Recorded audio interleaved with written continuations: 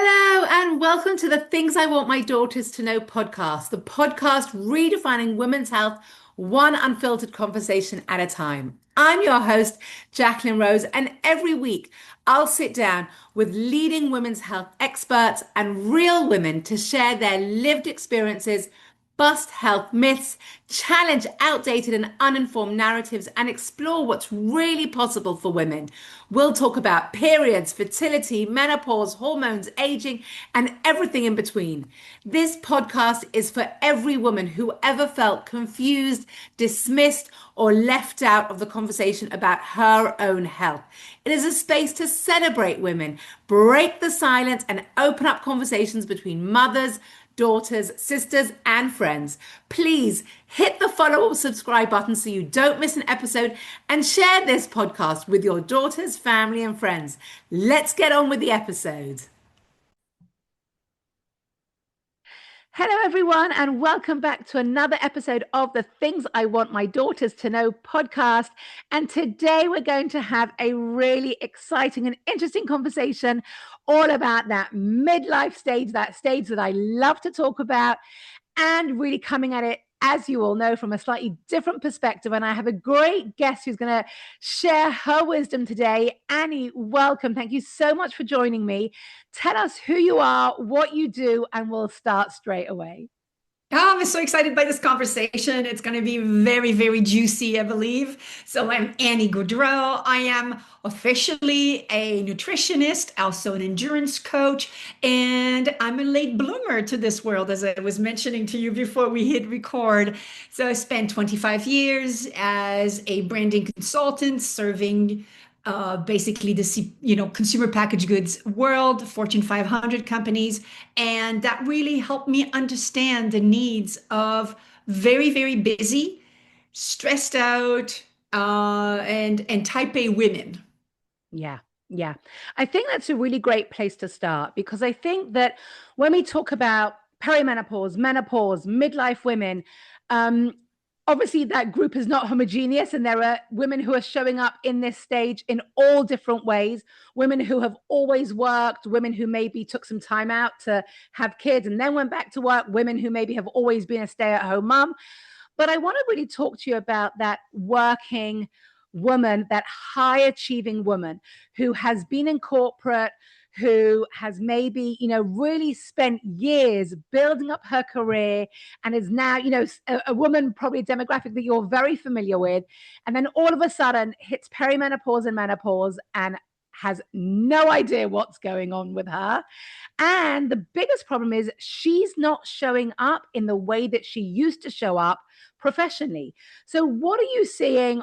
Maybe what was your experience, or what are you seeing with your clients? Sort of how is this being expressed with them, and what are they beginning to say, and what are their sort of biggest, what are the things that they're really struggling with during this time? I love when I hear the sentence, which is brilliant, Jacqueline, which is, I don't recognize who I am. Yes. I Yes. just don't feel the way that I have always felt before. Yeah. Right. Yeah. So there is this, I find, encapsulates very much what is going on. Because as you Yeah. said, accurately, menopause is not one size fits all experience, of course. However, one thing that we do see a lot is this incongruence between, this is how I have always operated and Yeah. felt and been productive in this world, and Yeah. now there are some challenges associated with that. Yeah. There was a really interesting, great quality study done by the Menopause Foundation of Canada, where I am based. And this was like over 10,000 women, so highly relevant Yeah. from a statistical point of view.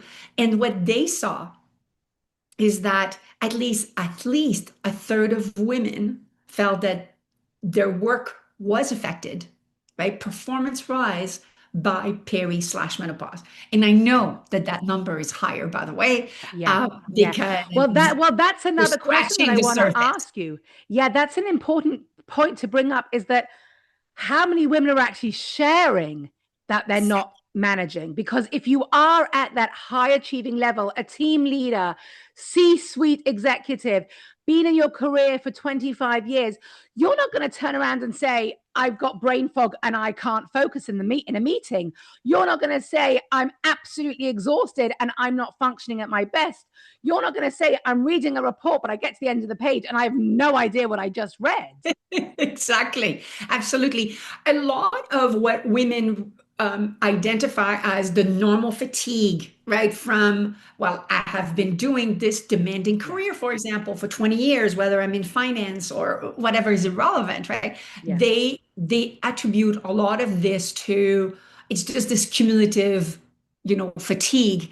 And yeah, it's normal to be exhausted. It's normal to be this drained. It's normal to get up in the morning and have no energy, right? yeah, So they normalize the experience. So we yeah, don't have accurate data, to your point. yeah, yeah.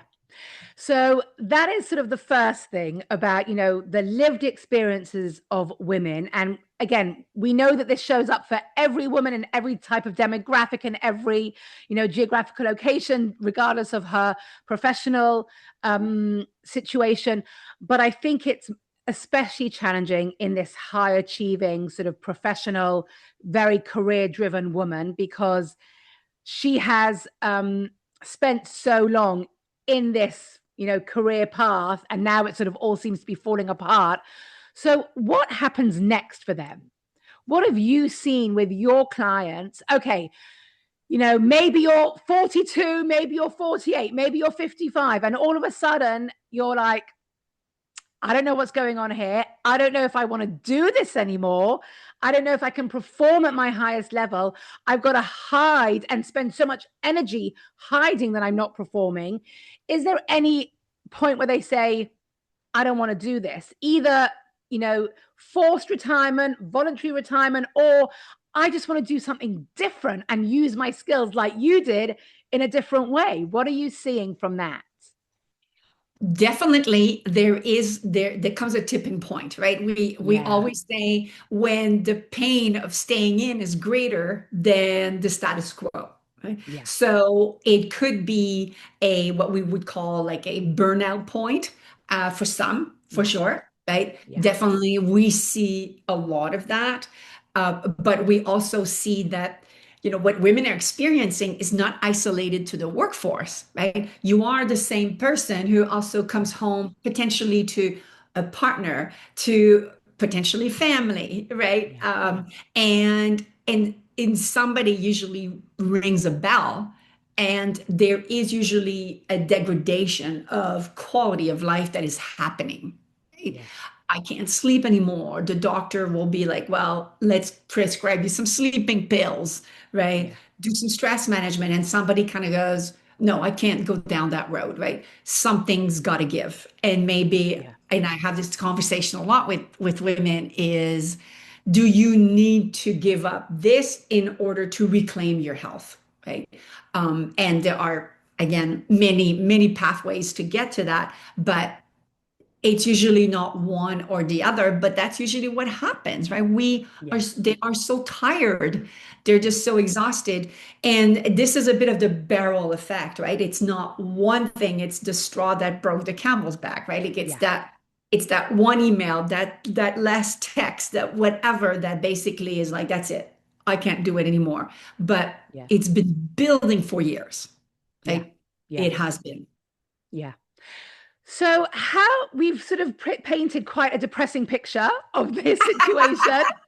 And I'm sure it's resonating with many women, but how do you then reframe it? What is the language that you're using with your clients and the way that you approach this of, changing that narrative a little bit so that it's not just, okay, you're in midlife, you're going to expect all these symptoms. It's, the brain fog, the exhaustion, all the, the long list of all the things. You're not functioning, and there's, the straw that breaks the camel's back. So how are you then sort of reframing this to change that narrative and change that experience?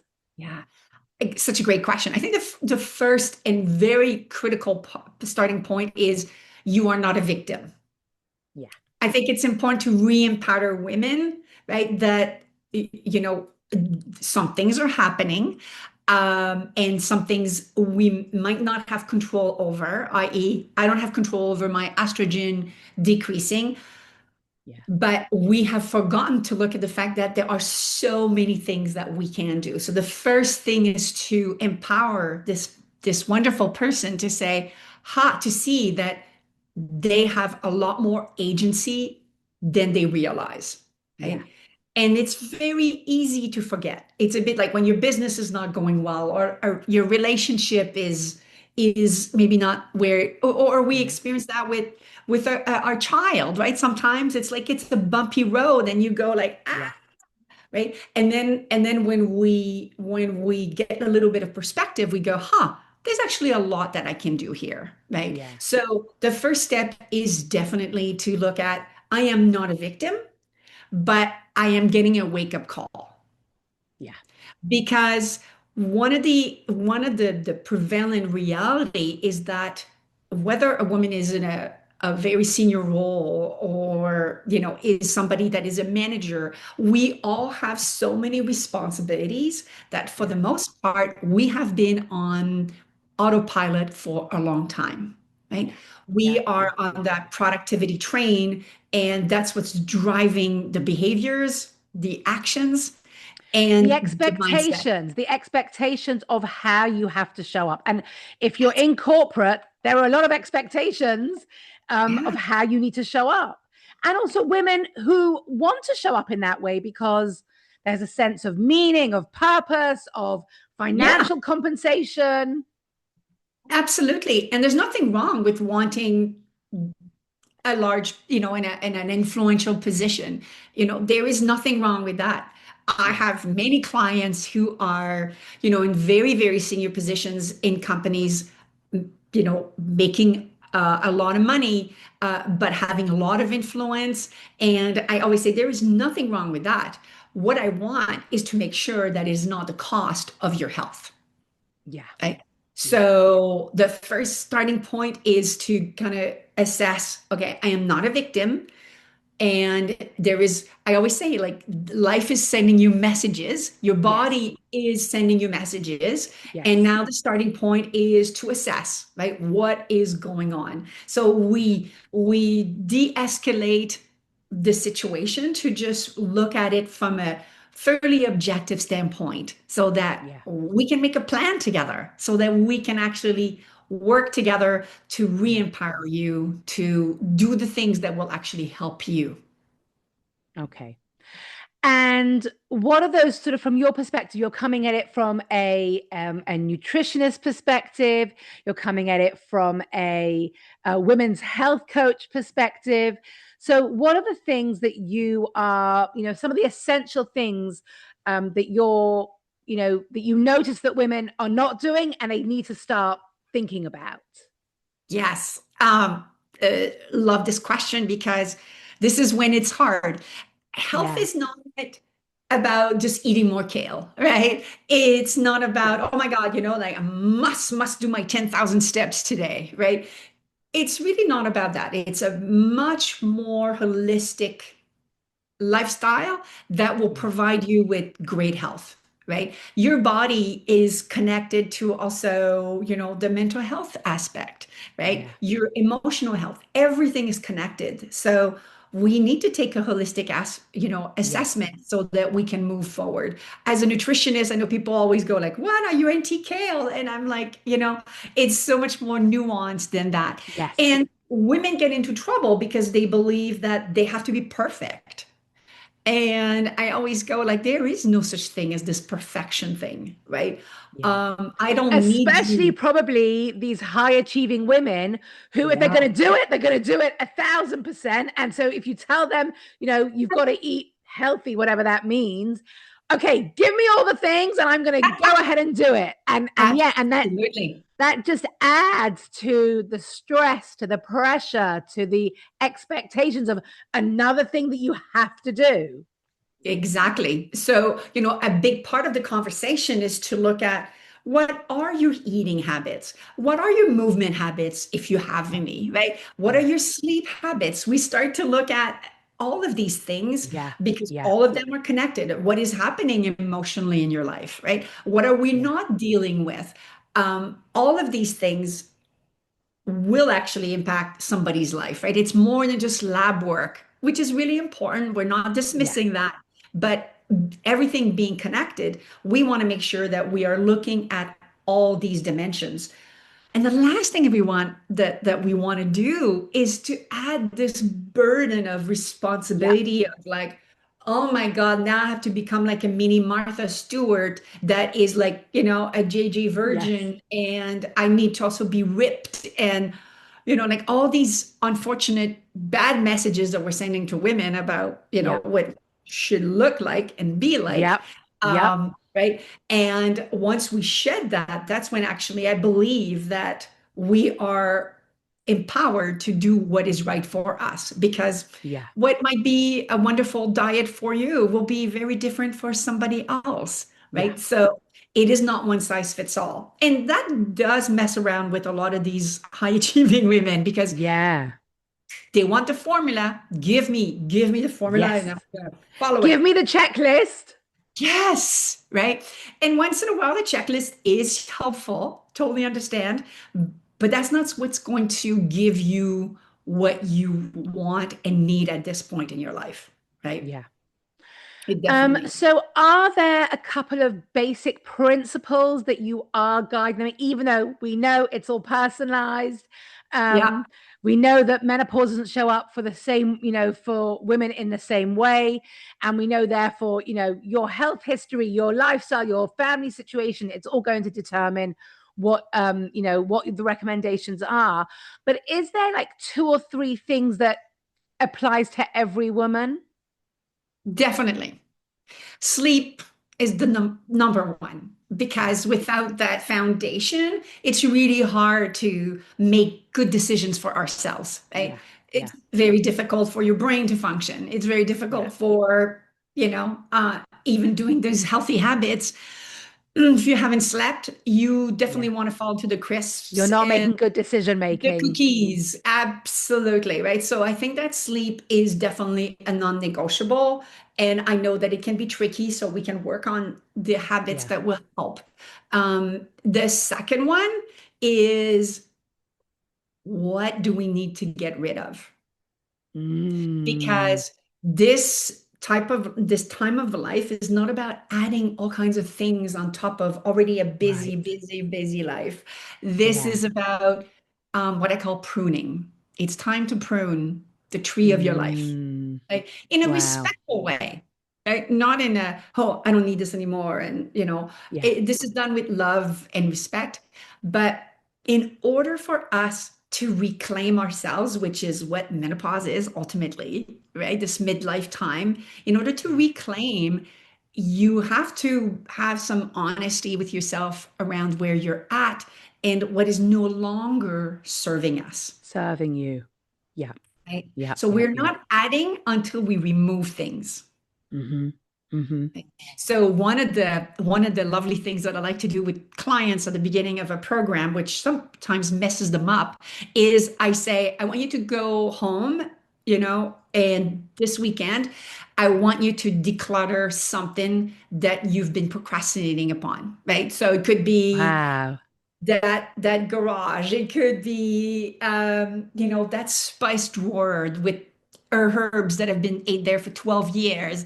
It could be the closet that has clothes that made you happy 20 years ago but are no longer serving you, right? Serving you. Yeah. Right. So, and then we either discard or recycle or we donate, and there's always good things Yeah. to do with these things, right? But that's the first thing. And it's a symbol for what we need to do with our life, right? To consider, where am I?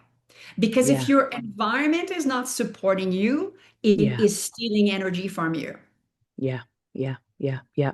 I love that concept of pruning the tree because we know that until you prune the tree, it actually doesn't grow. Once you prune it, it can grow even bigger.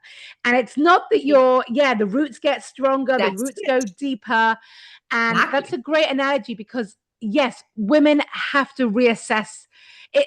Menopause is calling you to reassess. It's calling you to take an audit. It's calling you to, figure out what you want, what you don't want. But as you mentioned, very often it's I'm gonna just get rid of it all. I'm burn the house down type of thing. But Yes. what you're saying is much, much more subtle, and it's much more intentional and Yeah. meaningful. Yes. And for some women, it's very interesting what comes up because it will be like, wow, I've always kept all my books and now I've realized that this was actually burning me, right? Yes, It was yes, like oppressing me, right? So yeah, we opened the mindset that we are not condemning the past, but we are honoring where we are at this point. yeah, So I would say that yeah, that is a non-negotiable at this stage. And I yeah, will I will say that having been doing this for a long time now and supporting, thousands of women, that those who resist this process are the ones who get stuck and are yeah, repeating always the same pain points yeah, and yeah, never seem to feel better because we are like clinging to the past, the rear view mirror. And unfortunately, the beauty and the blossoms are on the other side, right? They are yeah, they are yeah. definitely forward. So that would be my non-negotiable number two. Okay, cool. There is this statistic thrown out in the UK, which is actually a meaningless statistic because it was extrapolated in some strange way. There is no time frame for it. But there's a statistic that is thrown out that 900,000 women leave the workforce or leave their jobs because of or during their perimenopause, menopause years. Yeah. It's not really an accurate statistic. It didn't come from any real research, but just from your experience and what you're seeing with your clients, are you noticing that there are women who are like who say that career was great for me for that stage in my life, but now I want to do something different as a result of this empowering, transformative process of midlife that they're going through? Sort of, what are you seeing in terms of, what the decision making that they go through? Yeah, I mean, I am 100% sure that many women leave, and there's two paths here, right? The ones who feel that they just can't cope anymore. Yeah, So the report from the Menopause Foundation of Canada 2023 actually clearly quantifies that, right? Some women felt that they just could not cope. And yeah, obviously, there are some roles that demand some extreme precisions. I think about a woman that they featured that was a surgeon who was really, really struggling, and wow, felt that, she really need to step back. Now, so that's one thing. Now, what I see that is exciting are women that are what I believe is I would call more like finding themselves, yeah, and that are determining, hey, a little bit like my experience, which was this has been a really good, fulfilling career, but it is so not aligned with who I am as a human now. Right. And that's what we see. And I think that it's an exciting thing for the woman. And it also incredible for our society because we now then see these women that are yeah, so aligned with what they will choose to do next, right? yeah, Regardless of the role, they are going to be serving our world in such a better way in some ways, yeah, right? Even though they yeah. would have been probably wonderful at what they did. I think it's such a beautiful thing. So I see it all the time, and it's scary. It can be a very scary time because we are leaping into the unknown, Yeah, right? yeah. And I think the what you're hinting at there of saying, that served me for then, for that stage of my life, but it doesn't serve me for now, for this stage of my life, Yeah. is sort of hinting at what is really going on with women as they navigate through this menopause journey, perimenopause, menopause. Of there is something that is intrinsically changing in them, that what Yes. which sort of for me is really the profound meaning of what menopause really is. yeah, the symptoms happen, but the symptoms aren't the essence of what menopause really is. The I symptoms agree. just sort of happen. I know for some women they can be debilitating, but it's that what aligns with me now? What do I really want to do now? How do I want to show up in the world now? That really is sort of the deeper meaning of the journey. So, Yeah. and as you said, and I want to hear more from you about this, for some women, they really go head to head with that. Like they're not ready for it. They don't want it. They're not expecting it. It's like the questions of who do I want to be when I grow up, which is sort of the big question that I, define menopause as. They have no idea and they don't even expect the question, let alone have an answer. It's very, very scary, right? Yeah. But this beautiful opportunity of shedding the layers of, because we accumulate from our society and our culture and what we believe is expected of us, right? And these are the Yeah. first things that we do. And then, well, I must get a job and of course earn some money, and then maybe we get married, and then maybe we decide to have children or not. But a lot of that is the society's construct, and then Yeah. we get a lot in this life on that road, and then a lot of people used to call it this midlife crisis, and Yeah. I don't like that terminology because I don't like the No. word crisis. I think it's like beautiful opportunity to become who we are, to Yeah. shed layers, and that process is extremely liberating and Yeah. offers an opportunity for transformation. Like, Yeah. how do I want to show up in this world? I love that you use that because I use that all the time, right? How do I want to be living even like as a professional woman? How does what does my life look like, right? Yeah. And so that's really exciting. The shadow side of this is that it is scary Yeah. for a lot of people because the roadmap is not as clear. Yeah. It does require introspection. It does require that taking stock of.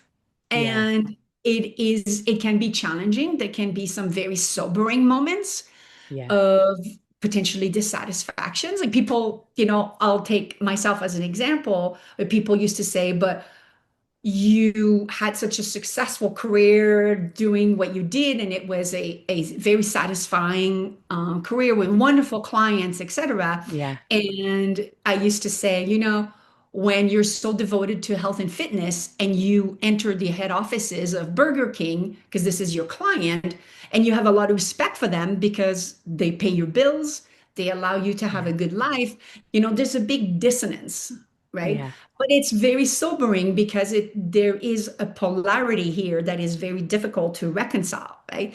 Yeah. Because it doesn't mean that because it's not the right client that it's all bad. There was a lot of good things about working with these people. I loved the team I worked with, right? Yeah. So this requires a lot of honesty and a lot of courage, Yeah. Yeah. Yeah. right? I think honesty and courage during this stage of life is really important because you definitely need courage to acknowledge that this is a transitionary time and that Yes. you don't know who you're necessarily going to be when you come out the other side, when you become this postmenopausal woman. Who is she going to be? Who are you going to show up as? But as you've mentioned, and I think that we can see from so many postmenopausal women out there, it's a very exciting time because you do get to redefine yourself for this next stage of life. Exactly. And, I think that if you are open to the fact that there will be some bumps along the road Yeah, and that those bumps are actually fun, right? Because what an opportunity, right? yeah. What an opportunity to learn about yourself. And like I am 57, I am not the same person that I was at 27. Of course not. Not good or bad from a judgment standpoint, Yeah, more in a curious observer. Look at whom I have become. All this yeah, experience, all these successes and failures and difficulties and challenges. yeah, Look at where I am. So I think that this is if you have the mindset of what is this teaching me? yeah, Right? What is this teaching me? I think that you're going to have a fabulous time. And we see it all the time with menopausal women who say, I am so happy to be here. There's not enough tea in China to make me go backward, Go back. Yes, yes, yes, right? yes. And And that is, I just want to mention that point because I talk about this a lot also with my clients and with the work that I do. You said you're not the same person, the same woman at 57 as you were at 27. And I think this is something that we don't really pay attention to because when we talk about what postmenopause is going to be, and I think this probably fits in a lot with the work that you do with your clients about, empowering them and understand this transitionary time. If you take the 20 years from, let's just even not 30 years from 27 to 15, but let's say 20 years, 37 to 57, you're still not the same woman.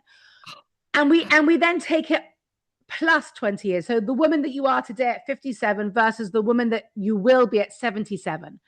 Why do we think that those 20 years are irrelevant or we don't pay attention to them, we don't plan for them? Those 20 years from 37 to 57 are so meaningful and there is so much going on in your life. Why do we not then sort of take that and say that is what's possible in the 20 years 57 to 77? And that's the conversation that I think we're not having enough of. Don't negate all those years in postmenopause. Now women are living 30, 40 years in postmenopause. How are you, and that's sort of the conversation that we're having, how are you thinking about how you're going to show up for those years? Who are you becoming for that next stage of your life? absolutely. Actually, it's so interesting that you talk about the number of years that we have, because on average, women after natural menopause have 33 years to live. Yeah. 3 full decades, right? Yeah. Let's that sink in. 3 full decades Yeah. of opportunities Yeah. to realize what you want, right? Yeah. To explore. This is a time where we have more confidence on one Yeah. hand. This is kind of the fun thing about this too, more self-knowledge. So Yeah. this possibility of becoming the person that we want, unattached to, oh my God, what will people think? And I'm going to make these people, a little disappointed in me and whatever. Like now we get to really thrive. Imagine, Yeah. right? Like Yeah. this is the freedom of this transformation and the Yeah. possibility. And this you don't get many chances for Yeah. this to happen. Like how incredible of a gift, right? Yeah. To be here. And I certainly realize that it doesn't mean we don't deal with the symptomology, and some of the issues that are happening. Definitely. Absolutely. We're not going to put our head in the sand. But going back to the beginning of the conversation, it's mindset of, wow, right? I have agency, right? I get to be in the driver's seat of setting the course, the direction. I want to go explore here or Yeah. here, right? Yeah. I Yeah. think that Yeah. that's beautiful. And that's the sweet spot of menopause. Yeah. Amazing. Okay, I want to ask you a question, and I didn't prep you for this, so I Okay, apologize if you have to think on your feet. You no worries. you are based in Canada. What Yeah. are you seeing happening in the menopause conversation in Canada?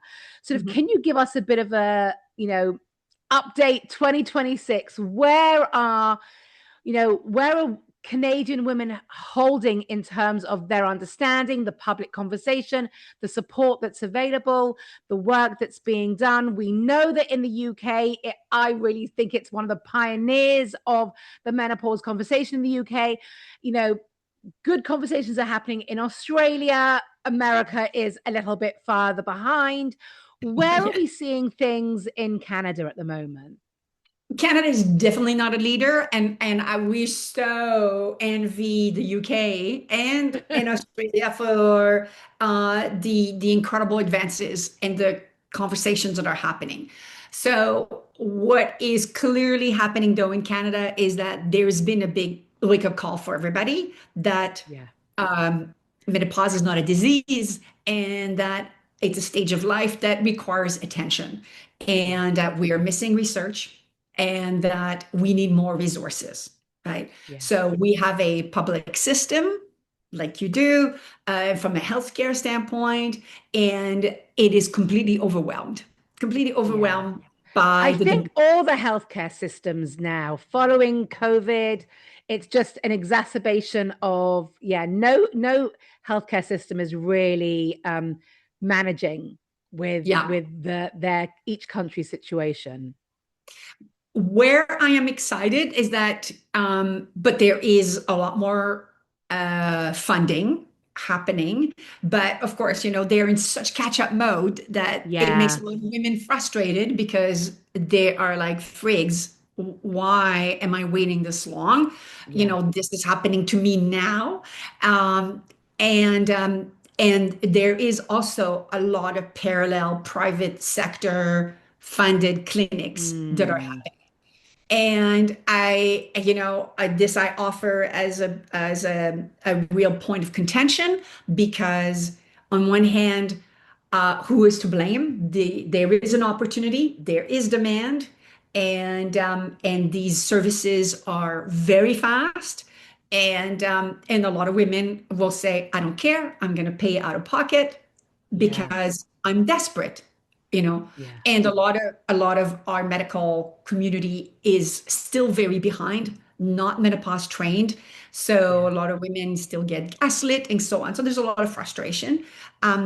But this is for those who can't afford it. So I have a lot of mm, issues around that, because I think that what we need to do is put a lot more pressure on our governments to stop talking and start doing, and yeah, putting very, very specific mandates to our delivery systems to answer to the demand that is happening. yeah. So this is where we're at in the country. So there's a lot of talking, and I get very frustrated for the fact that there is not enough action representing. Action.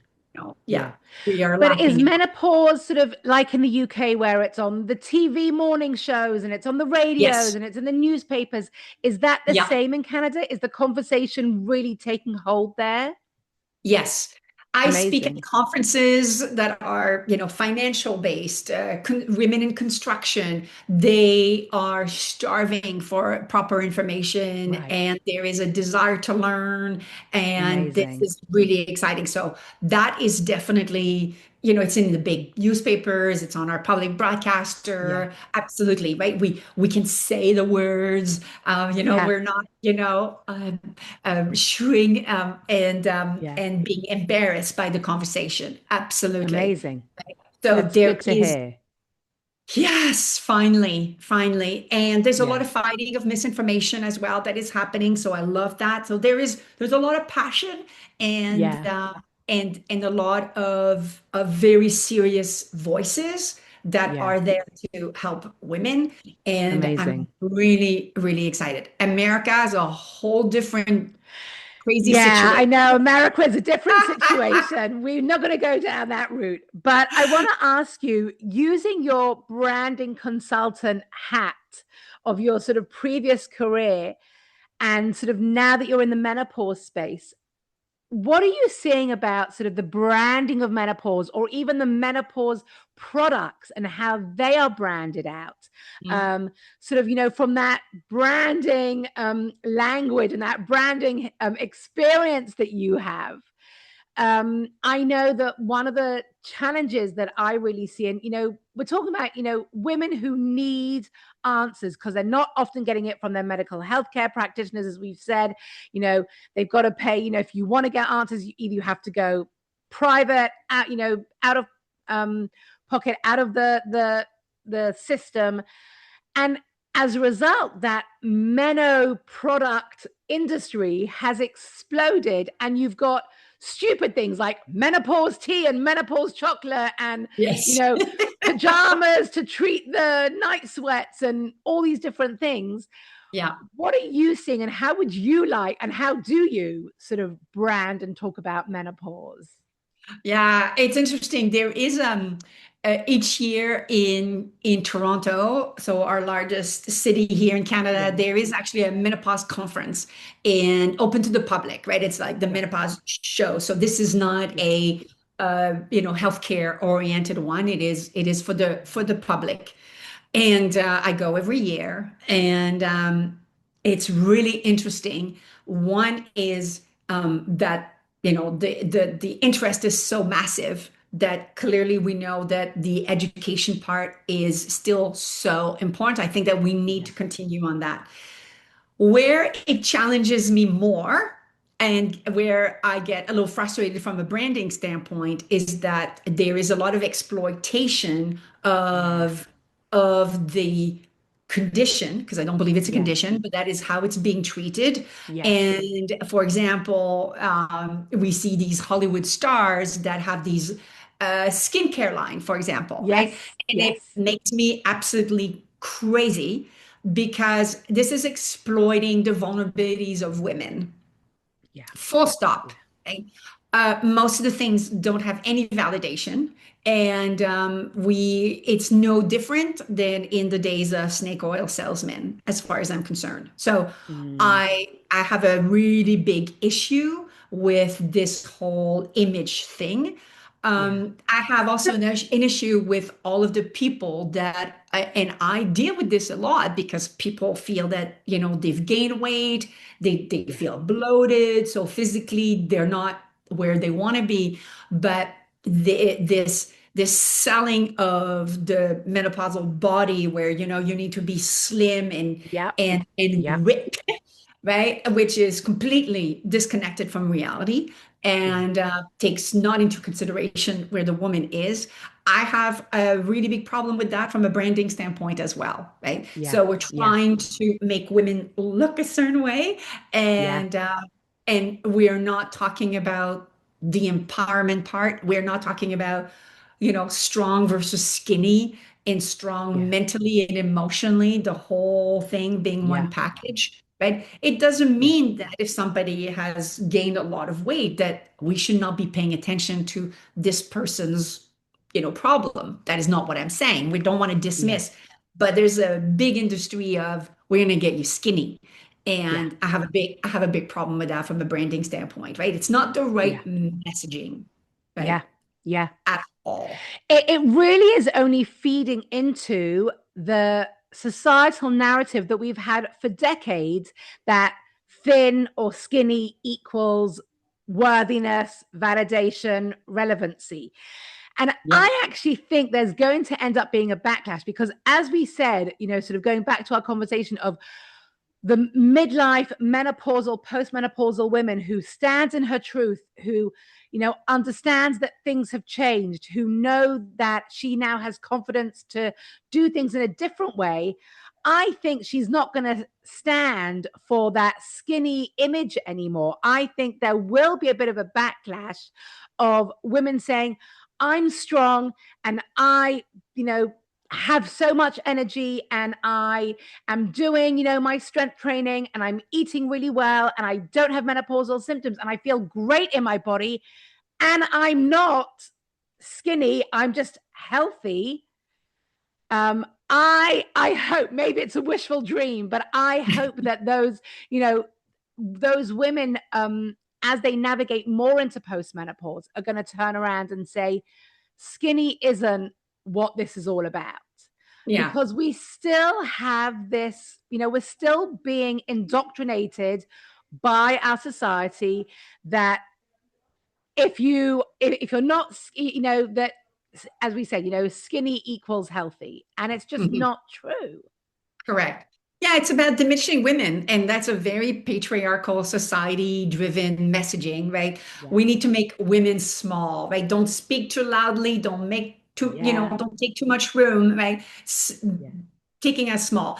I get very concerned these days with all of the GLP-1 Yeah. rise. It Yeah. is incredibly troubling. So that's why our work, I believe yours and mine, is Yeah. even more important right now Yeah. because while we want to take measure of somebody's physical health markers, the bigger picture is, being comfortable in your skin, feeling strong, absolutely Yeah. protecting your bones and your muscles, and feeling like you can kick ass tomorrow, right? Like it's like Yeah. this is what I want, and you should be as loud as you wish, Yep. Yep. Yep. right?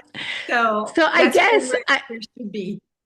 so I guess sort of as a concluding question for this is there one message that you wish every woman had heard, understood about her body and health at midlife, something that maybe you want women to know before they get to this stage of life, sort of a message or an understanding, to prepare for this stage of life that you want women to really take away? Yeah, I would say that for those women who are at menopause, is that you're not broken. Yeah, Your body is literally changing. yeah, So that's the primary message. And for those who are preceding, whether you're in premenopause or perimenopause, whatever stage, is that again, you have agency and that there's so much that you can do and to go and get the resources that you need, and only you can determine what those are in terms of the right fit for you.